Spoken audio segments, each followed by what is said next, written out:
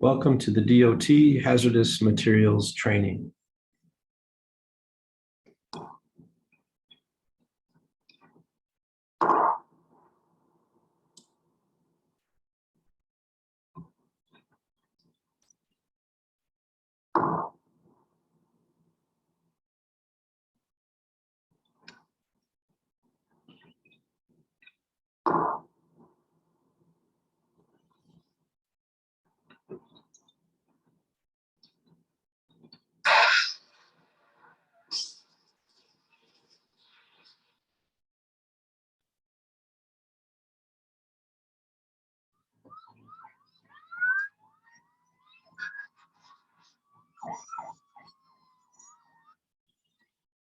Welcome to KPA's DOT Hazardous Materials Training. If you're taking this course, it means your company is a hazmat employer and you're a hazmat employee. In other words, you work directly or indirectly with hazardous materials that get transported, and you need to know specifically how they affect your job. Click each term to make sure you know what it means. When you're ready, click Next in the bottom right to continue.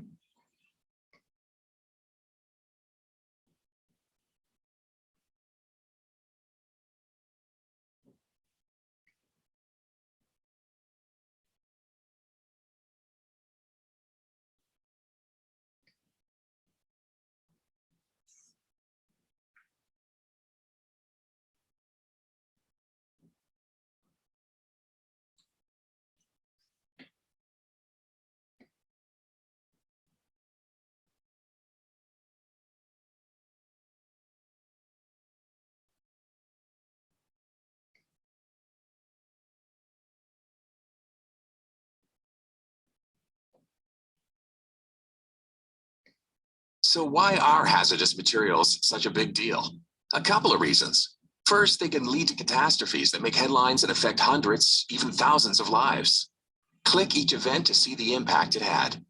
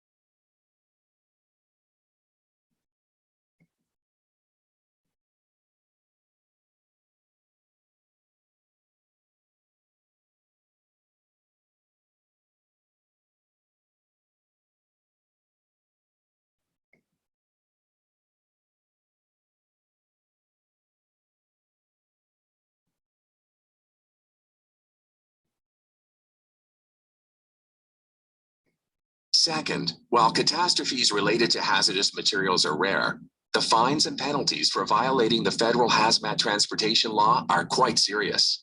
That means you need to have a clear understanding of when you're authorized to handle hazardous materials and how to properly do so. That's essentially what this course covers. As part of your job, you need to be able to identify a hazardous material if you see one. Why? Two key reasons. One, to alert your manager to anything that seems wrong or out of the ordinary. And two, so you don't ship hazardous material or prepare it for shipment. This includes not putting a label on it, not signing a shipping paper related to it, and not even putting it in a box. Unless you're fully certified to do these things, you're not allowed to handle hazmat. It seems drastic, but the DOT takes certification seriously. It may not seem like a big deal to be able to handle a situation involving even a low level of hazardous materials, but it is. If you're not qualified to pack, mark, label, or ship hazardous materials, work with hazardous waste, or transport hazardous materials, you have no business making any decisions related to them. So how do you recognize what's hazardous and what isn't, and whether it's packaged, marked, and labeled correctly? Click each of the buttons to learn what to look for.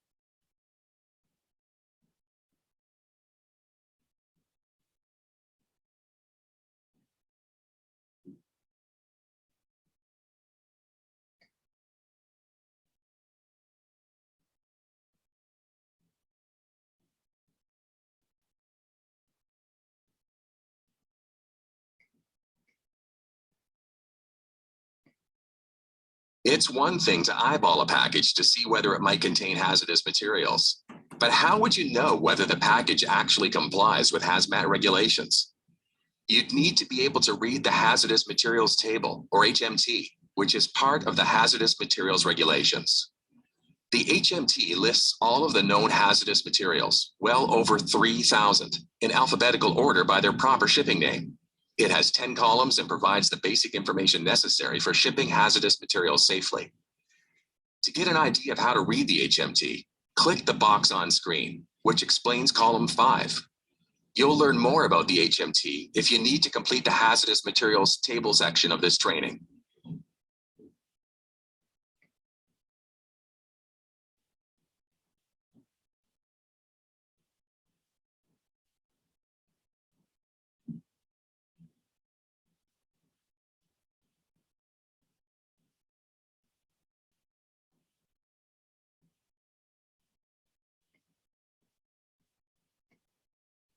Just like in the situation earlier, what if someone asks you to review or sign a shipping document? How do you know whether it's for hazardous materials or not?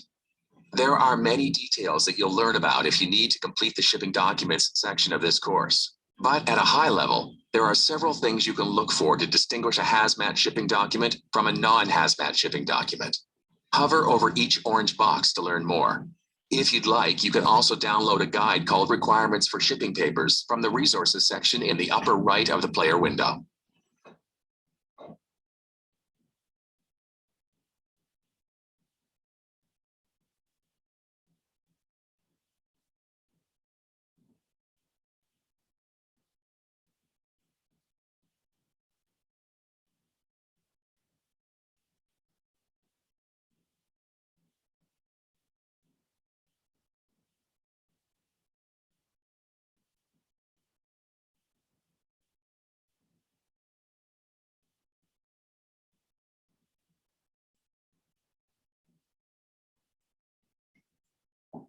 If you've ever been on the road behind a truck or big rig with one of these placards on it, you knew instinctively that it was carrying some sort of hazardous material.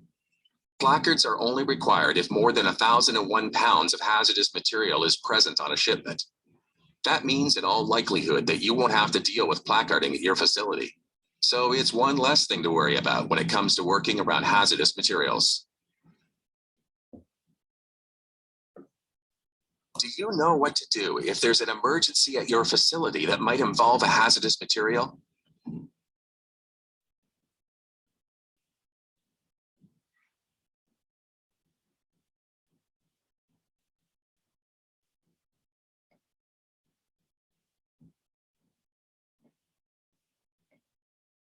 I think all three of those apply. Let's see. That's right.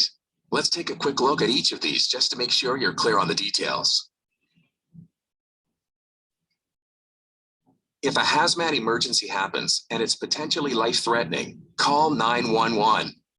If it's not life-threatening, use the DOT Emergency Response Guidebook, or ERG, to help emergency responders quickly identify the hazards of the material involved and determine how to secure the area. You'll need to be able to help provide the following information.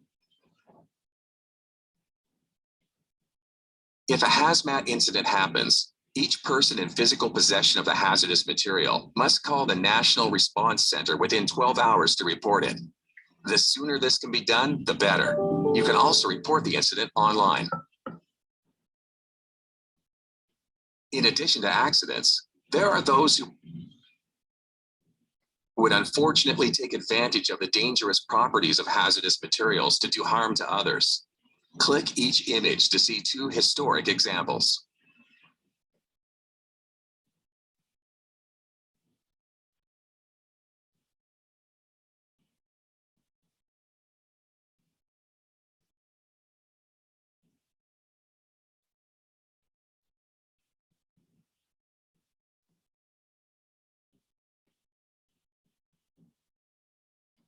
Your facility is likely not a high priority security risk, but you should take some security measures whenever working with hazardous materials. Click each image to learn more.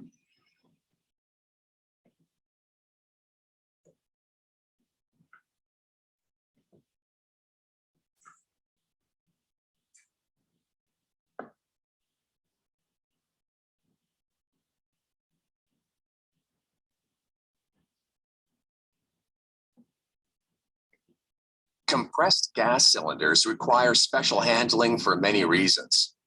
One, as the name implies, the gas is compressed to extreme pressures that during rapid decompression can cause major safety issues. I'm sure you've seen videos of compressed gas cylinders flying through a masonry wall when the valve stem is broken off. Two, the material inside the cylinder can also be a hazard in itself. Finally, another physical hazard associated with compressed gases is that they can produce extremely cold temperatures as they decompress. This, for example, is how Freon is used as a refrigerant. These freezing temperatures can pose the risk of frostbite. Of course, some compressed gases, such as acetylene, are also flammable. This is why it's very important that compressed gas cylinders are stored properly. Cylinders should be secured when not in use with a cap to protect the soft metal valve. Secondly, non-compatible gases should be separated by at least 20 feet or a firewall.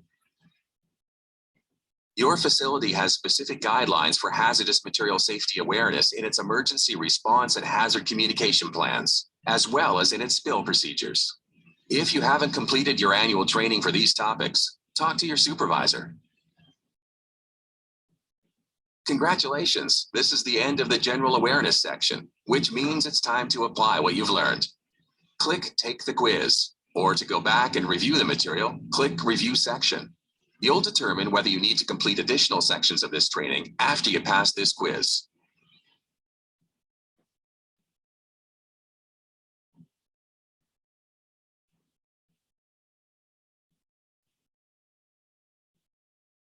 Well, let's see. Labels are on the same surface. That's good. Contrasting colors. We're missing the UN number for bromine. So I'm going to say that it's not labeled correctly. Let's see, what required hazmat information is missing from this shipping paper? Well, let's see. It's missing. So we're missing our emergency number. We don't need a shipper number. We do need the identification number.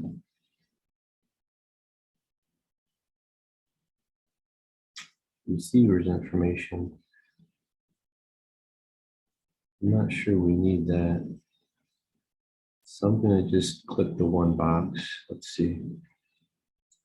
Which of the following reasons explain why hazardous materials are such a big deal? You need to select two.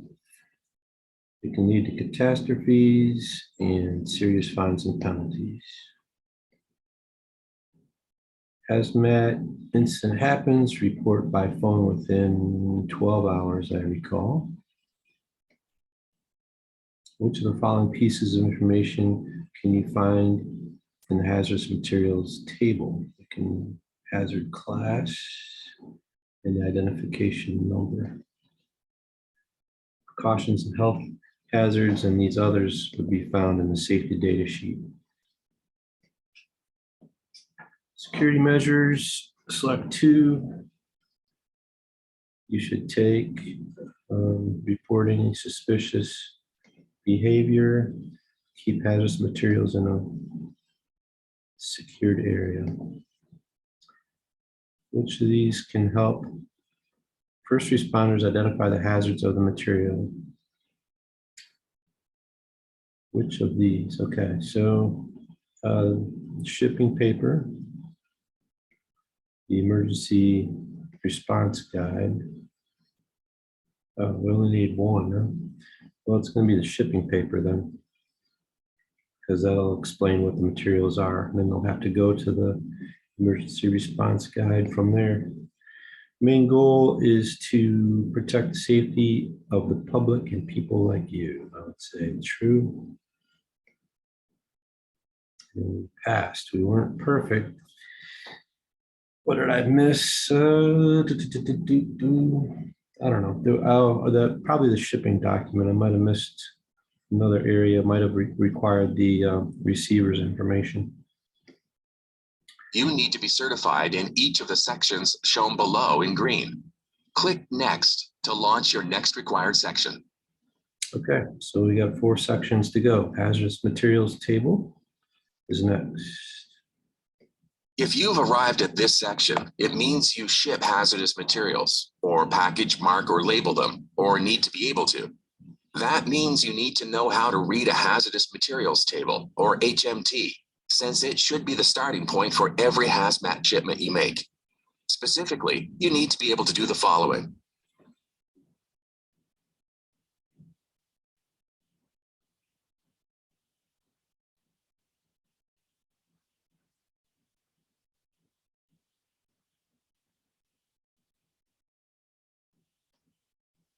The HMT has 10 columns and 14 major headings. It can be helpful to think about the table as being divided into 2 different parts. The first part involves columns 1 through 5, which provide the information you need to fill out the shipping description on a shipping paper. The second part involves columns 6 through 10, which provide the specialized information you need for packaging, marking, and labeling hazardous shipments. Click each of the 10 columns to learn more about what the information in it means and how you should use it. Okay, This column sometimes contains a letter or symbol to alert you that the entry in the row is non-standard or especially dangerous. This is particularly important to note when hazardous materials are listed more than once in the table. For example, here you see 2 entries for airbags. One has an I in column 1 and one doesn't. You would use the information in the row without the symbol for domestic shipping, marking, and labeling, and the information in the row with the I for international shipping, marking, and labeling. Hover over each orange box to learn what the symbol inside means.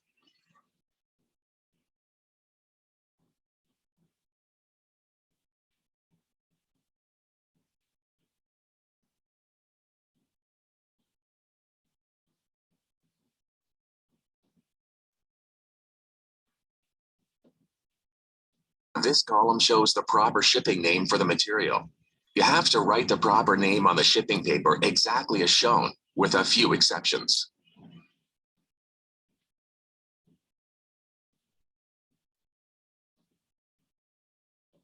This column will either contain a number or the word forbidden. Hover over the example in the orange box to learn more.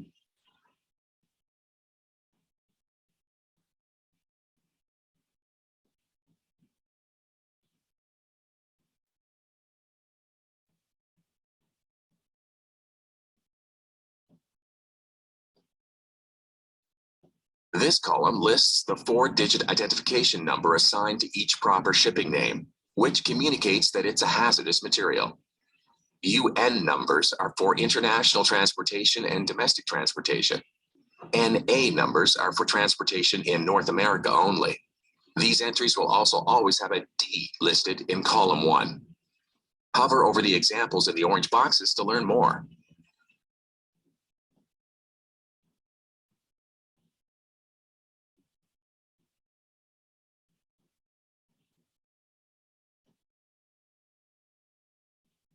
Every hazardous material belongs to one of 3 packing groups.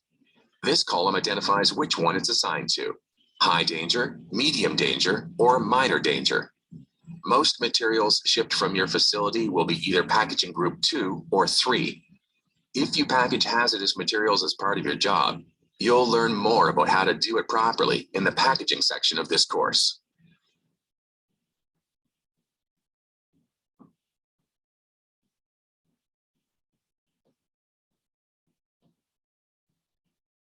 This column specifies the hazard warning labels that must be applied to each package, unless the package is accepted from labeling. In that case, this column will be blank. Hazard warning labels correspond to the hazard class of the material. Note that some hazard classes have multiple divisions, for example, 1.1, 1.2, or 1.3. You'll learn more about these if you package, mark, and/or label hazardous materials for shipment. Hover over the examples in the orange boxes to learn more.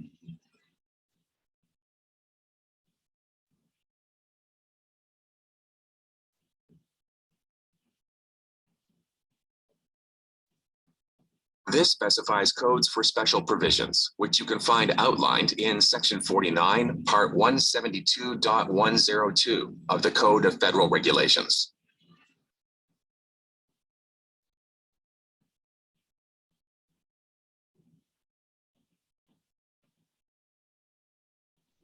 This column shows you where to look in the Code of Federal Regulations for specific packaging requirements and exceptions. It will always be Section 49, Part 173.x, with X being the number listed in column 8. Notice that the column is divided into 3 parts, 8A, 8B, and 8C. Column 8A is where hazardous materials that qualify for limited quantity exceptions will be noted. For the majority of your shipments, you'll only need to look in columns 8A and 8B.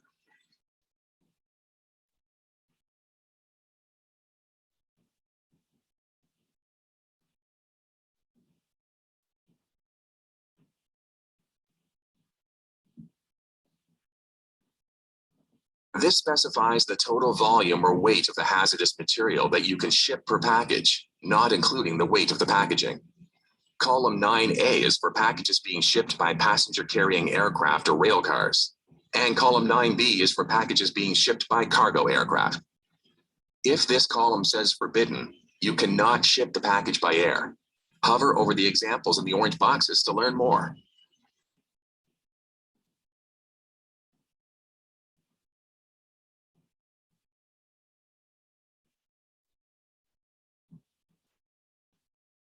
This refers to shipping by boat, which is only relevant to your facility if you're shipping internationally.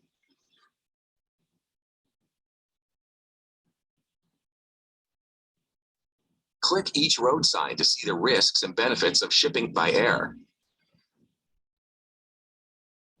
Shipping hazardous materials by air requires more training, preparation, and precaution, and is much more dangerous than shipping by ground for 3 key reasons.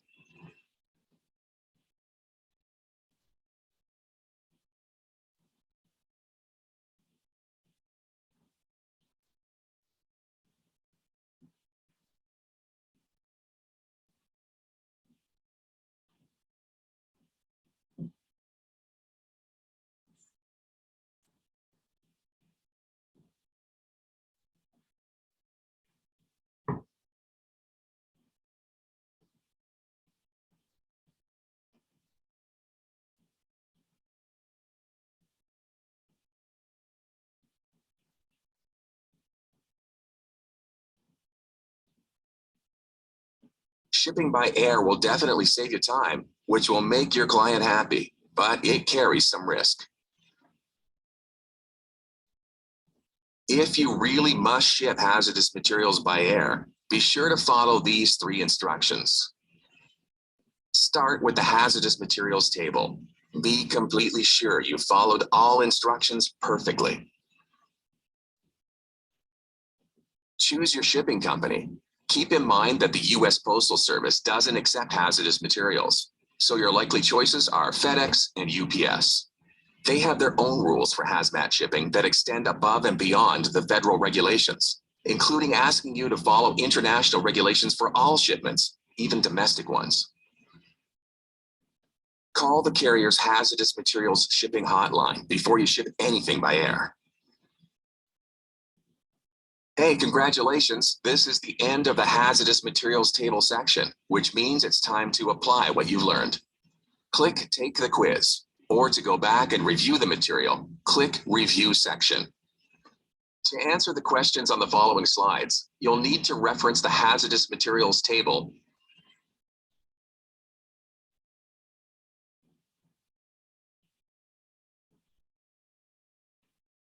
Okay, so we need to figure out which UN number is for compressed gas. And by doing that, we look at this sample table.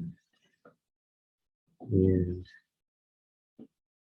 compressed gas, it's like UN 1956.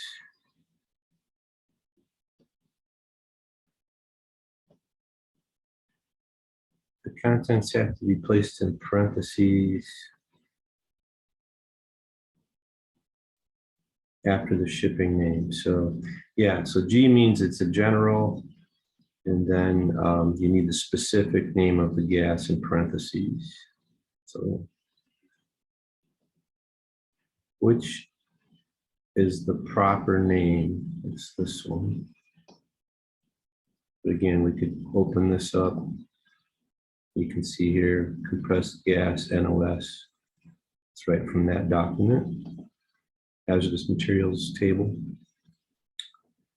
And we're looking for bromine, which is the correct packaging group. So now we got to open it up and look at bromine. Packing group is column 5. And there's a 1 there for bromine. So packing group 1, which is the most hazardous.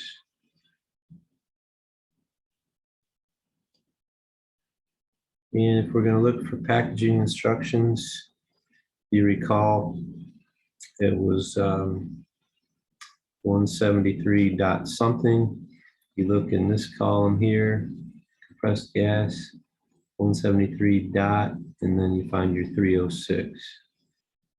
So 173.306. And we're shipping form. We need the hazard class. Again, we're going to look at compressed gas. Hazard class is 2.2. So 2.2. And can it be shipped internationally?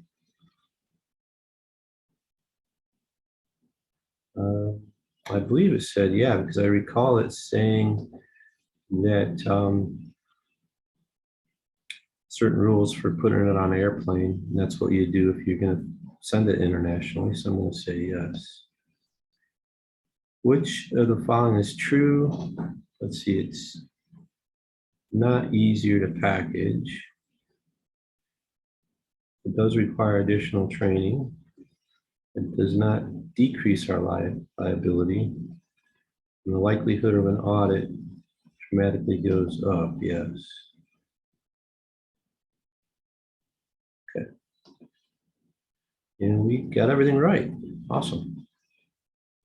We'll go on to the next section. You need to be certified in each of the sections shown below in green. Click Next to launch your next required section. If you've arrived at this section, it means you package, mark, and label hazardous materials, or need to be able to. That means you need to know how to do each of the following based on DOT regulations.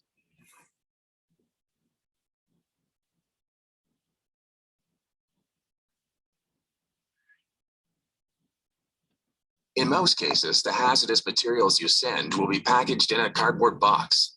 Do you know which one to use? Let's see. Looks like this is the official. Let's take a closer look at why the other options don't work. Click each box to learn why you can't use it to package hazmat. Okay, so it must have a UN4G symbol.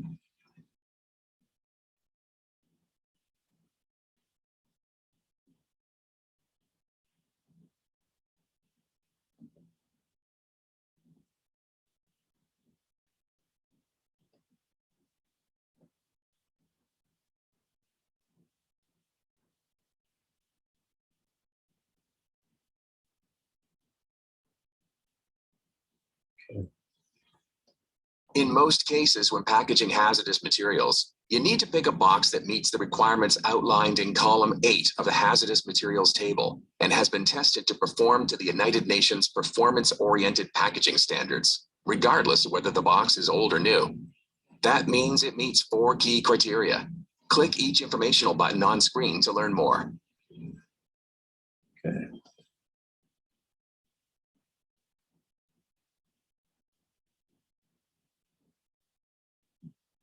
Okay, so it must be UN.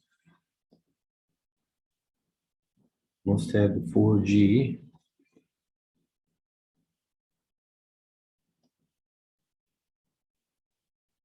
Must have a performance level of X. good for 1, 2, or 3, or Y good for 2 and 3 only. X is the best, and then Y. And it must support the weight of your material. So this is good for 27 kilograms. And the kilogram is about 2.2 pounds. So that'd be about almost 60 pounds it would hold. How important is it to pack your hazmat well? Well, if you've ever watched baggage handlers transferring bags from an airplane, you know what can happen.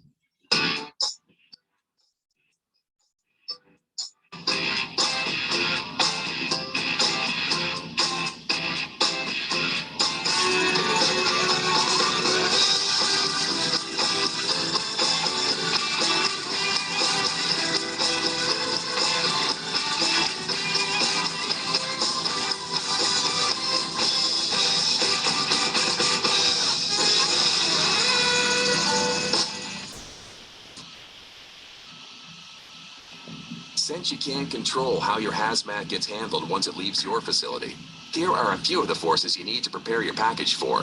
We'll take a look at how to do this on the next screen. As far as packaging goes, this process may be very simple, especially since in most cases you'll be shipping brand new cylinders. As mentioned earlier, the cylinder is the package, and if it's a new cylinder, it should be fully compliant for shipment. If it's a used cylinder, you should inspect it to ensure there aren't any physical problems with the cylinder or the valve, like bends or dents or even rust. If you're going to ship the cylinder in a box, you should make sure the box is designed to support the weight of the cylinder, that it has no other distracting markings, and that it is structurally intact. Finally, if the box is not designed for the cylinder you're shipping, you should prevent movement within the box by filling it with packing material. Now that we've discussed packaging, let's discuss how to properly label the package. Again, if you're just shipping the cylinder without a box and it's already pre-labeled with the contents, you're done. Otherwise, you will have to label the cylinder with the proper shipping name with the gas in parentheses, the UN number, and include the non-flammable gas label. If you're shipping it in a box, you'll also need an overpack label. The reason this label is required is because, as we've said before, the actual package is the cylinder.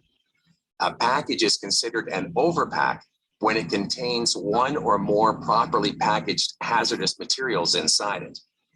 So for a box, the proper marking and labeling requirements include a non-flammable gas label, the overpack label, the UN number, and the proper shipping name with the gas in parentheses. Let's see what this exception is.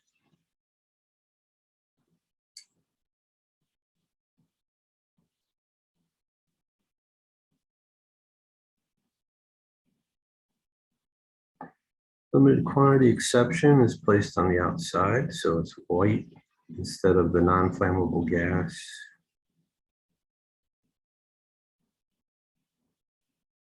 Only 2 elements are required outside the box. I'm assuming overpack and the name and UN number. Name and address of shipper and receiver, hazard label, proper shipping name and UN number, overpack. This doesn't matter, you don't need a packing list. So shipper, receiver, hazard label, shipping name, ID number, and overpack. The hazard label you put on the outside of your hazmat package needs to correspond to the hazard class listed in column 3 of the hazardous materials table. There are 9 hazard classes total, but since most of the hazard classes have multiple divisions, that means there are actually at least 26 different hazmat labels that you should be able to visually recognize. Click each hazard class to get an idea of what the label variations for each one look like. Okay.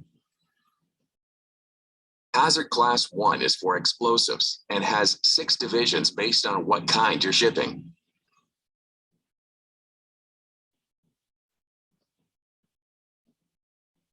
Hazard class 2 is for gases and has 3 divisions based on what kind of gas you're shipping.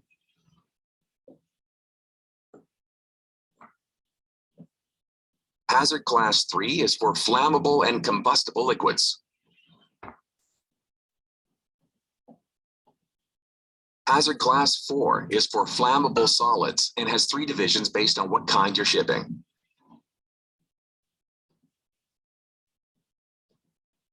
Hazard class 5 is for oxidizing substances and organic peroxides. Hazard class 6 is for toxic chemicals and infectious substances. Hazard class 7 is for radioactive substances. It's doubtful that anything you ship would have a class 7 designation. Hazard class 8 is for corrosives. It's likely that at least some of the materials you ship will fall into this category. Hazard class 9 is for hazardous materials that don't fall into one of the other hazard classes. In this sense, it's a bit of a catch-all category. It's quite likely that some of the materials you ship will fall into this classification. And again, if you have limited quantities. The limited quantity exception is used for hazardous materials that are packaged in such small quantities that they pose limited risk in transport. This basically means that shipping paper won't be required to transport them. Note, however, that you can't determine on your own which materials are limited quantity. You'll need to look at column 8A of the hazardous materials table to find out. Some of the more common examples you'll likely run into are listed on screen. Keep in mind that there are some very important things to consider when using the limited quantity exception shipping category. Click Learn More to make sure you know what they are.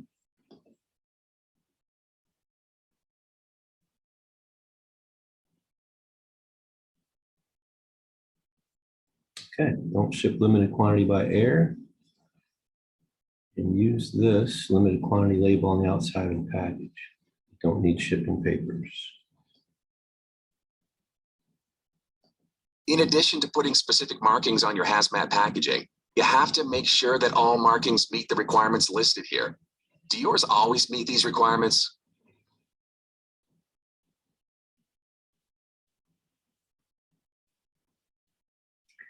All right, let's see what the additional note is. The other markings may be required, like limited quantity, package orientation, marine pollutant, or biohazard. You can see everything that's on one side of the box. It's not on the bottom of the box. This has an orientation of which way is up. Okay, UN number, proper name, to and from, flammable gas, and then the box information. Okay. If you're shipping any hazardous materials in a parts cage, make sure you mark and label the individual packages correctly. Then, when you load them in the parts cage, make sure the packages face outward so all markings and labels can be seen.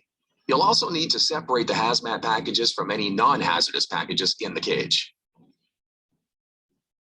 Congratulations, this is the end of the packaging, marking, and labeling section, which means it's time to apply what you've learned. Click Take the Quiz, or to go back and review the material, click Review Section. All right, let's take the quiz. All right, which forces do we need to prepare our package for? Okay, can change in environment. Obviously that, and then external forces.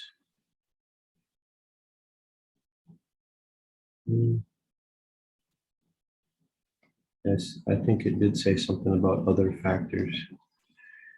Separating has package from non-has package in parts cage is optional. No, it's not optional. You must do that. So that's false. Is this packaged correctly? All right, so we've got a name, we've got a UN number, we've got who it's to, who it's from, but there's no UN number on the box, and this label is not on the same surface as the other information. So I'd say no, it's not packaged correctly. You're shipping hazmat in a box, which is the requirements that the box needs to fulfill. We need 4 of them. Okay. So we need the UN symbol. We need the 4G symbol. The box must have a weight rating that's higher than the weight of my material. We don't need fragile. We don't need a hazard class label. Hazard class label. I don't recall that. I remember performance level of X or Y. Hazard class. Don't remember that. I'm going to say performance level. We'll see what happens. Materials that are packaged in small quantities.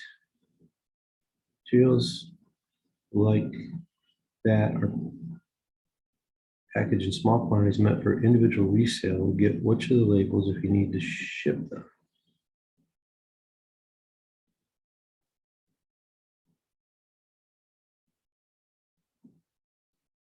What? I think limited quantity. Which of these statements is not a general marking requirement? So must be durable, must be written in English, must be, doesn't really have to be on a white or black background, just has to be in contrasting. Okay, we need 3 that apply to packaging solid hazmat. 3 steps, okay. I'm gonna say insulate with packing peanuts. I'm gonna use tape.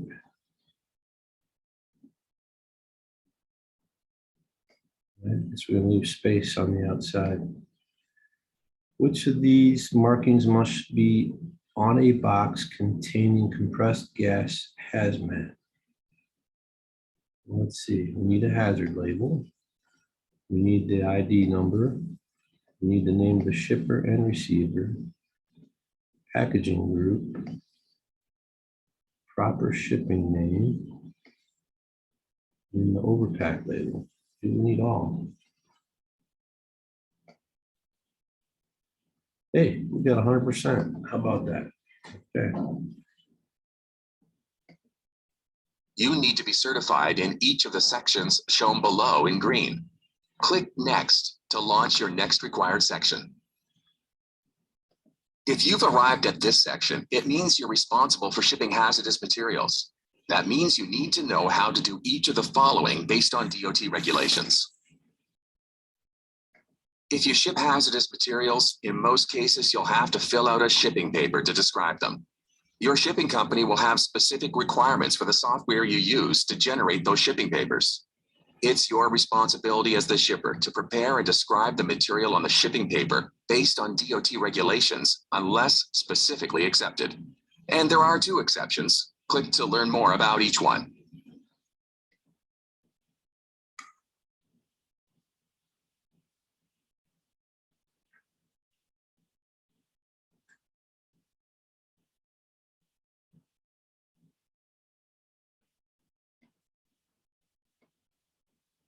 If you're transporting materials of trade, a shipping paper won't be required. How do you know if you've got materials of trade? Well, they're small quantities of hazardous materials like fire extinguishers, spare batteries, and extra gasoline. They're still hazardous, but you don't have to have a shipping paper for them. Click what qualifies as materials of trade to learn more. Keep in mind that you can't transport more than 440 total pounds of materials of trade on any one vehicle, and that within that limit, you can't have more than 8 gallons of gasoline or 66 pounds of batteries. That means if you have a few large shipments of hazardous materials, you may have to take more than one trip.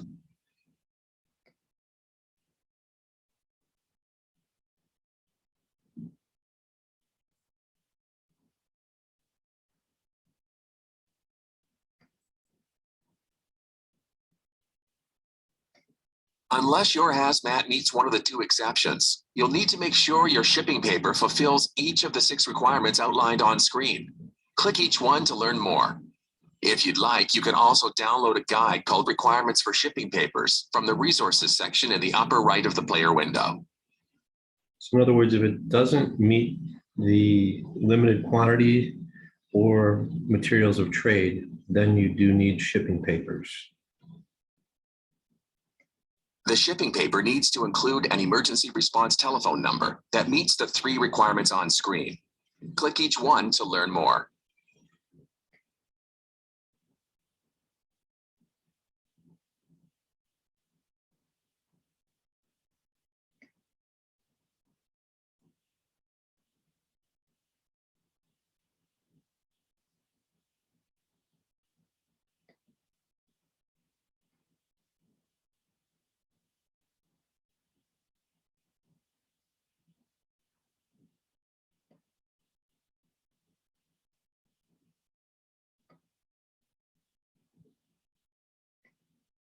Each item needs to have a package type and count.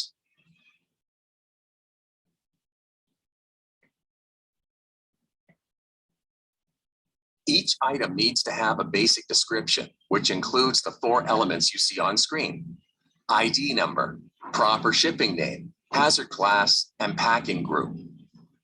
Finally, do you remember what the G symbol in column 1 means? It means the hazardous material description in column 2 of the HMT is generic, and additional information needs to be placed in parentheses after the shipping name on the shipping paper to make it legal. For the gases you'll be shipping, this may be carbon monoxide and nitrogen, or nitrogen dioxide and nitrogen, or a list of all the gases in the cylinder and their concentrations. Don't forget this important step. You'll notice that section 5 of the HMT is blank. This is because gases don't have a packing group due to the fact that they're always packaged in a cylinder. You can skip this section on the shipping paper and leave it blank as well.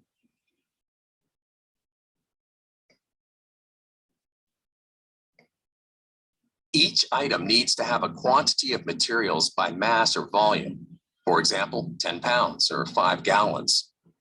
When filling out the quantity on a shipping paper, you should simply spell out the number of cylinders in the shipment and not the mass quantity of gas.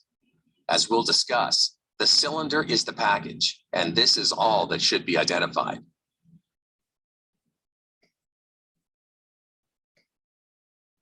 Hazardous materials must be listed in a certain order, especially when you're including both hazardous and non-hazardous materials on the same shipping paper. Click each number below to learn more, and then answer the question on screen.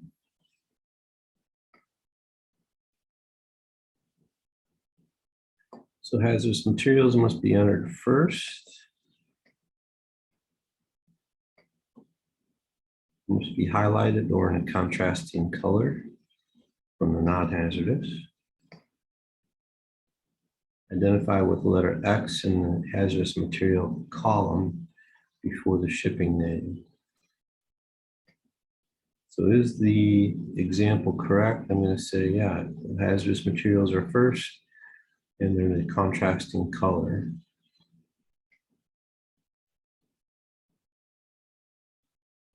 So there's no hazardous material column on that form to have an X placed in it.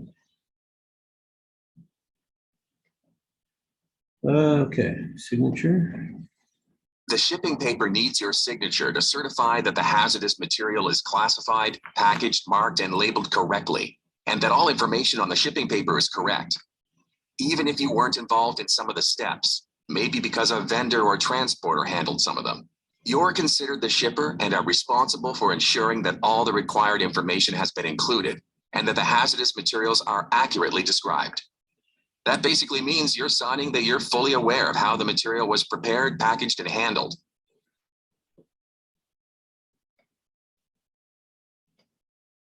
If the shipping paper has more than 1 page, it must have sequential page numbering.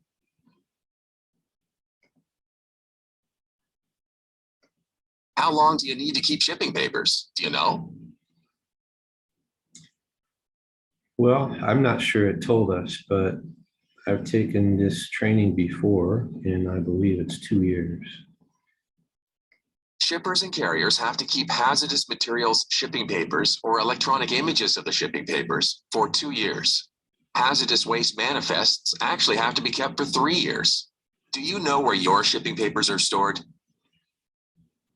Now that you've learned how to fill out a shipping paper for hazardous materials, it's time to practice. You'll need to reference the hazardous materials table. For the purpose of this example, we'll use the FedEx OP900 hazardous materials form. The first part of the basic description you need to include on the shipping form is the ID number. Drag the right one to the box on the form and then click Submit. Okay, we're shipping compressed gas. Compressed gas UN number is UN 1956. That goes here.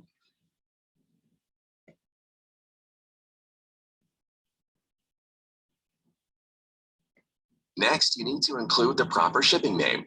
Drag the right one to the box on the form and then click Submit. If you remember, it's going to require additional information beyond the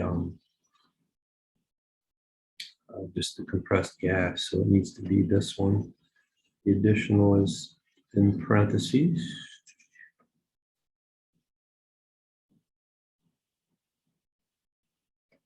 Next, you need to include the correct hazard class. So Drag the right one to the box on the form and then 2.2. click Submit.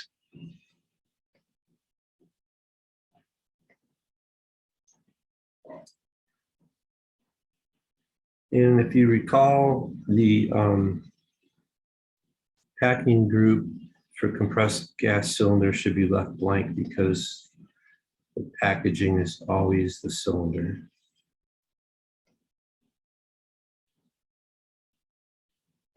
Which of the following required DOT sections are missing from this shipping form?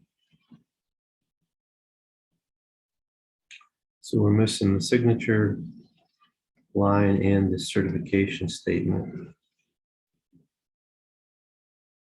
So we have the hazard class. We don't need a postage stamp. The signature line and certification statement are missing here because FedEx captures them electronically whenever you ship a package. If you're going to be using a particular form for your shipments, you'll need to become familiar with it. Congratulations, this is the end of the shipping papers section, which means it's time to apply what you've learned. Click Take the Quiz, or to go back and review the material, click Review section. All right. We must have an emergency response telephone number that is monitored at all times that the material is being transported, including storage incidental to the transportation, which would be like called it a carrier's, what do they call it, the hub or something. Let's see, which of the following are the 2 categories of HAZ shipments that don't require shipping papers? If you recall, that's the materials of trade in limited quantities.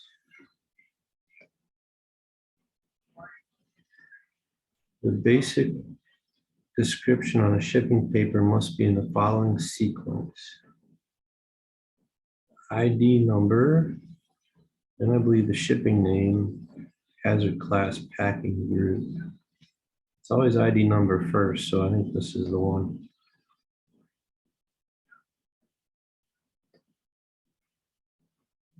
Does the shipping paper shown here list the items correctly considered? Some are hazardous, some are not.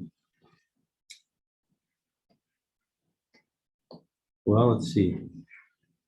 Hazardous materials are first. They're in a contrasting color. So I'm going to say yes.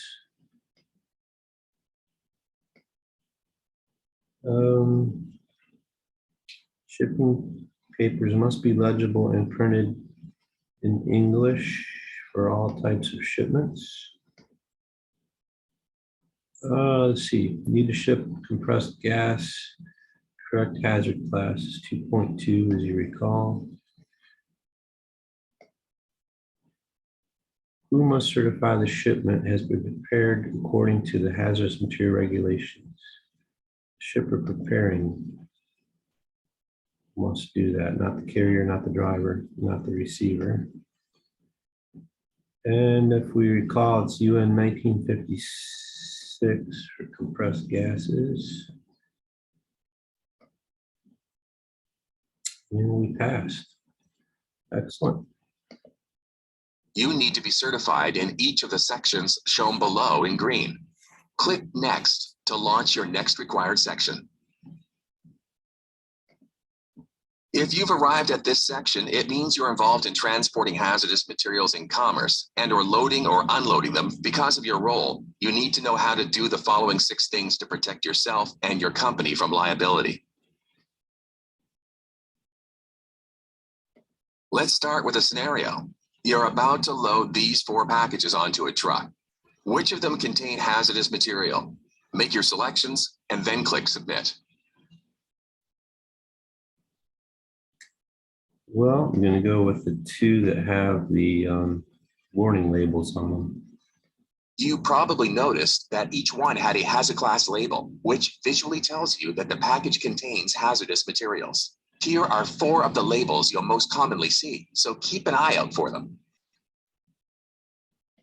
As you saw at the beginning of this course, the possibility of a hazardous materials incident is always present if you're responsible for loading and/or unloading hazmat from a truck. To minimize the chances of anything going wrong, follow the steps outlined for loading and unloading a truck.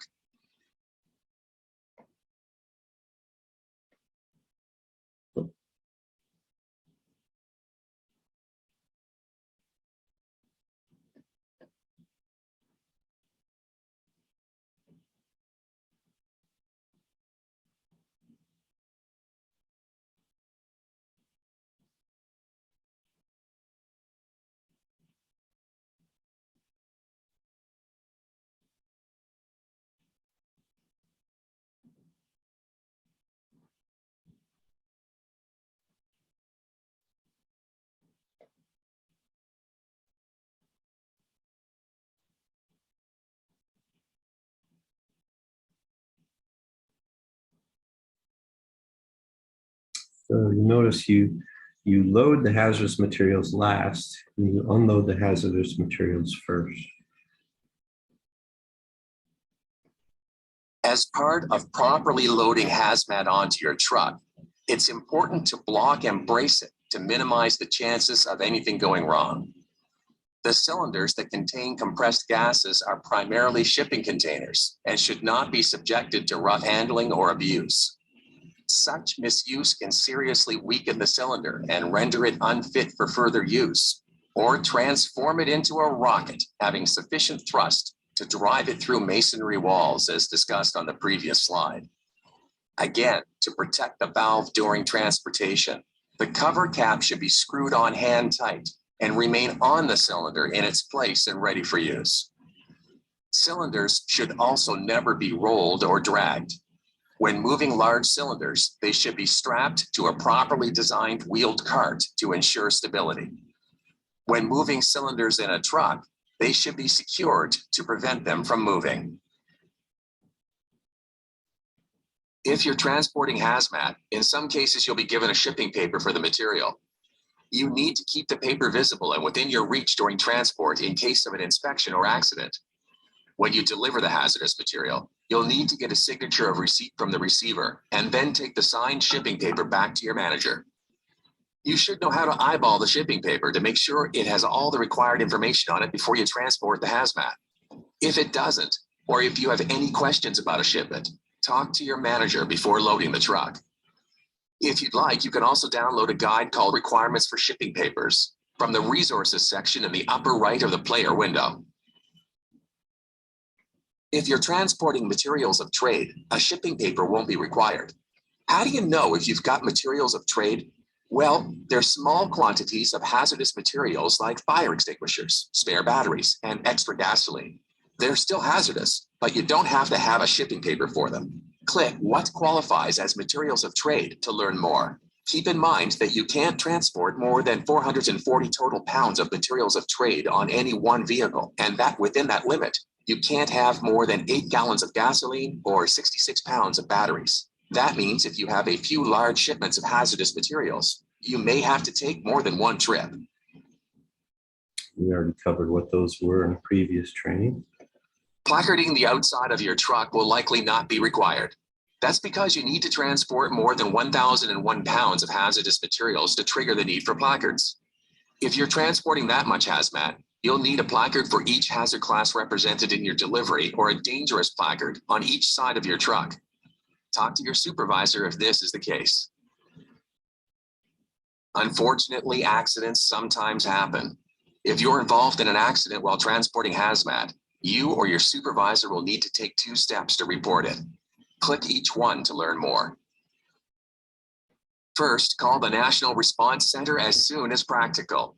1-800-424-8802, but definitely within 12 hours. To download a list of what you'll need to report, click Resources in the top right of the player window and select Reporting an Accident. Take note of what you'll need to report if that needs to happen. Second, fill out a hazardous materials incident report within 30 days of the incident. You can download a copy of this form from the PHMSA website. Congratulations, this is the end of the parts truck operations section, which means it's time to apply what you've learned. Click Take the Quiz, or to go back and review the material, click Review section.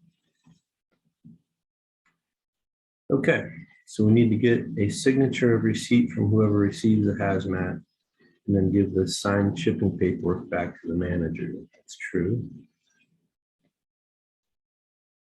It's okay to load and deliver hazmat packages that are leaking. It's false. If we're involved in an accident transporting hazmat, we have to report the accident by phone to the National Response Center and in writing. That's true. You should load hazardous materials onto a truck first. No, you load them last, you unload them first. So that's false. Which of the following information must be included for hazardous materials on a shipping paper? In the majority of cases, select 7. Okay, so we need packing group, package type and count, proper shipping name, the weight, emergency response number, the ID number, hazard class 1, 2, 3, 4, 5, 6, 7. We're going to go with those 7. If you're given a shipping paper for hazardous material you're transporting, you must keep the shipping paper within your sight and reach. That's true. When transporting hazardous materials under the materials of trade exception, shipping papers are required. That's false. The valve cover on a cylinder does not need to be secured during transport. That's false. You need to cover it with the cap. And we passed. So I believe there's a final quiz. You need to be certified in each of the sections shown below in green. Click Next to launch your next required section. Final exam. Let's see how we'll do. Compressed gas. You remember the UN number? We'll go with 1956. Bromine. You remember what that was? That was hazardous. That was packing group 1. We can verify that by going to this table. And we can see column 5, packing group 1 for bromine. So the shipping name can be singular or plural. That is true. Compressed gases was 2.2, as we recalled. Can it be shipped internationally? It can. As you recall, there was requirements for labeling for air transportation, which means it can be shipped internationally. Which of these is the proper shipping name? It was the one that was NOS, compressed gas NOS. As we recall, it was all three of these.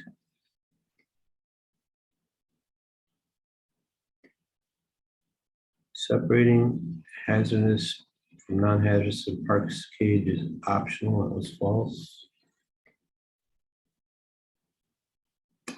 Let's see.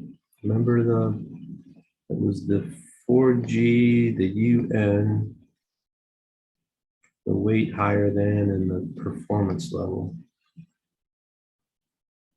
for our box, which is not a general marketing requirement. That was the displayed on a white or black background.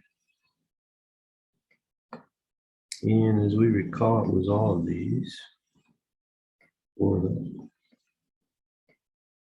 packing group. Overpack because it's a cylinder inside of another box and the proper shipping name. All that's required. Limited quantity label is this one that's blank. Class 9 was the miscellaneous one.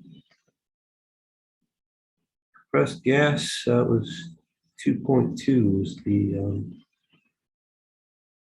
hazard class. UN 1956.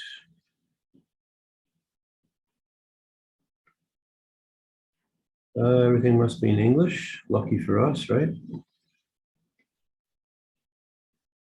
Shipping papers must be kept on file for 2 years.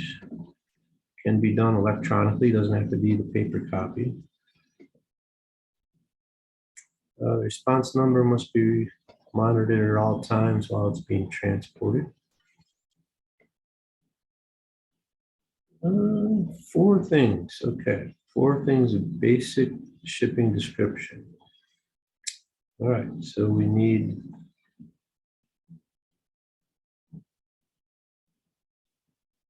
that identification number,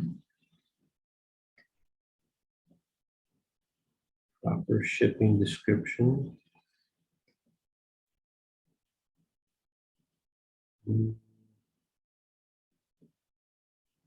hazard class, packing group. I believe is correct.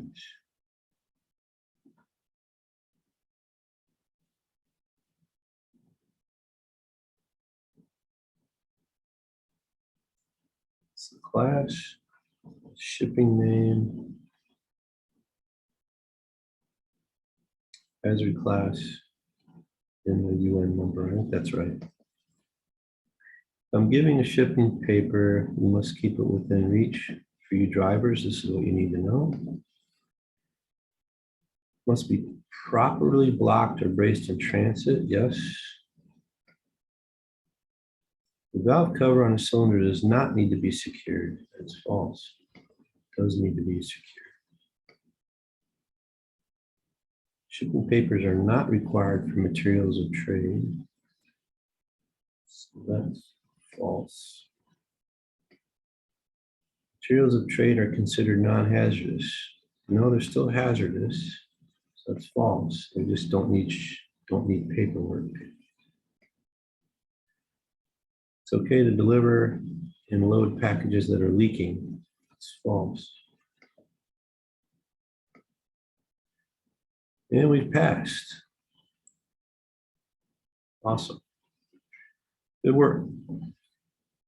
So this will conclude the DOT hazardous materials training. If you have any questions on this, please see your supervisor.